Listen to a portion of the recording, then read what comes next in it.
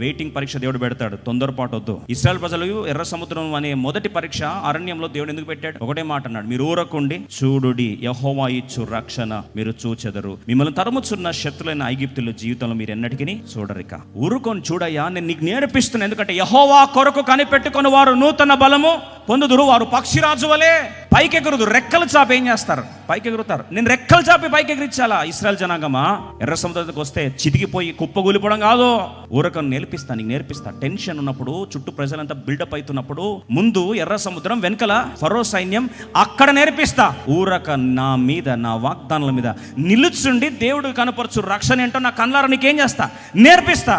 అదే నేర్పించబోయాడు దేవుడు ఎవరికి? సౌలుకి. 7 రోజులు ఓపిక పడ్డాడు. 7 రోజు సాయంత్రం సూర్యాస్తమయం కాగానే వెంటనే ఏం చేశాడండి? ప్రవక్త చేయాల్సిన పని, యాజకుడు చేయాల్సిన పని ఎవరు చేశారు? సౌలు చేసేసాడు, బలర్పించేసి. నీ హృదయంలో సమయంలో ఉన్నాడా? ప్రజల ప్రెషర్ ఉందా అంటే పొజిషన్ ప్రెషరే మ్యాటర్ అయింది, కానీ దేవుని సేవకుడు మ్యాటర్ కాలే.